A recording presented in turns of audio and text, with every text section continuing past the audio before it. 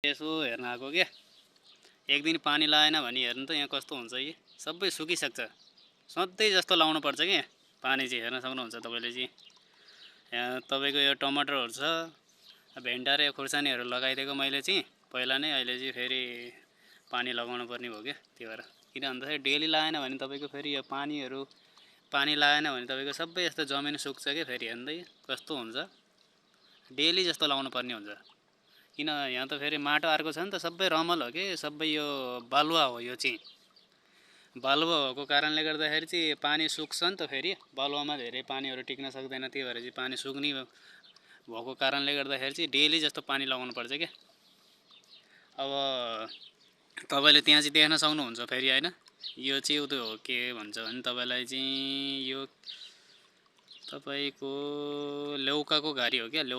लौका हुन्छ नि नेपालमा त। लौका त कसैको घरमा त धेरै नै हुन्छ होइन। लौका नेपालमा धेरै मिल्छ, लौका पनि। यहाँ चाहिँ विदेशमा चाहिँ सबैभन्दा धेरै खाने भनेको, मिल्ने भनेको चाहिँ, यतातिर हुने भनेको नि यही रहेछ क्या, लौका रहेछ। किन भन्दाखेरि यो रमलमा चाहिँ त्यति साह्रो यसलाई चाहिँ अर्को नरम माटोको नचाहिँदो रहेछ क्या, नचाहिने रहेछ यसलाई चाहिँ, त्यति आवश्यक नै रहेछ क्या यो लौकालाई चाहिँ। यसलाई चाहिँ चल्दो रहेछ, त्यो भएको कारणले गर्दाखेरि चाहिँ यो चाहिँ मजाले फैलिएको छ। यसलाई चाहिँ 2-3 दिनमा एकचोटि पानी लाउँदाखेरि नि केही फरक पर्दैन। अब अरूलाई चाहिँ फेरि एक दिन लाएन भने फेरि त्यो चाहिँ मर्न थाल्दो रहेछ टमाटरहरू चाहिँ। पहिला पनि त्यस्तै भएर लगभग मैले धेरै लगाएको थिएँ, लगभग 5-6वटा टमाटर त सुकेर गइसक्यो। त्यहाँदेखि फेरि खुर्सानीहरू भयो, भेन्डाहरू पनि त्यस्तै भयो क्या। अनि यहाँ चाहिँ मैले धनियाँ छरिदिएको, धनियाँ छरेर चाहिँ अहिले यहाँ खै निस्किएको छ कि जस्तो लाग्छ। हल्का सानो त छ, अब तपाईँहरूले देख्न सक्नुहुन्छ सानो बेर्ना चाहिँ हल्का निस्किन थालेको छ यहाँ चाहिँ। अब यो लौकाले नै फुलेर अब निस्किन थालिसकेको छ कि, फुल खेलिसकेको छ। यो चाहिँ अब पछि चाहिँ अब खाइ नसक्नुहुन्छ फेरि। यो माथि झिग्रो यसरी नै माथि हेर्नु त, कि सबै दाउरा यसरी तेसारिदिएको छु कि मैले, सबै ठाउँ यस्तो बनाएर अनि डोरी चढाइदिएको छु। यहाँ वायर छ, त्यसैको माथि नै चढ्दै जान्छ यसलाई चाहिँ।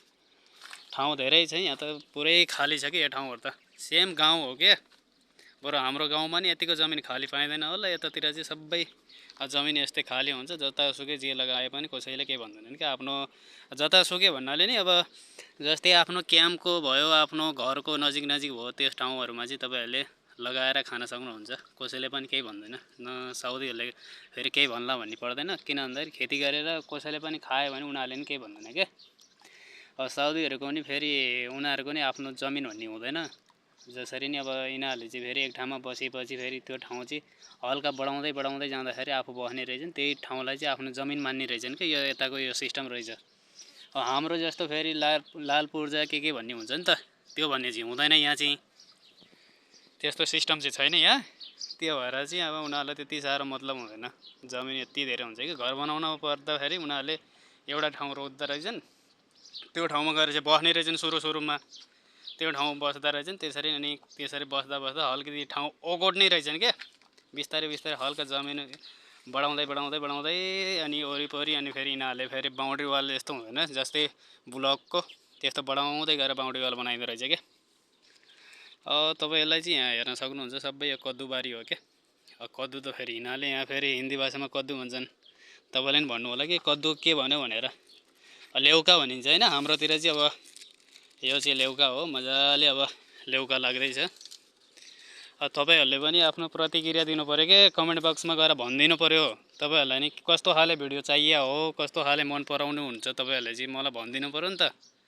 तपाईँहरूले भन्नु नै हुँदैन, तपाईँहरूले सेयरै गरिदिनु हुन्न कसैले पनि। यो भिडियोहरू एक ठाउँबाट अर्को ठाउँमा जानको लागि त सेयर गरिदिनु पऱ्यो नि त। अहिले त मम्मी बाबाको मोबाइलहरूबाट नि खोलिदिनु पऱ्यो। यस्तो त मैले त राम्रो ज्ञान दिएको छु नि त, नराम्रो केही पनि हालेको छैन त्यस्तो होइन। मैले त राम्रो कुरा सिकाएको हो, आफूले जे जानेको छु त्यही अनुसारकै बोलेको छु।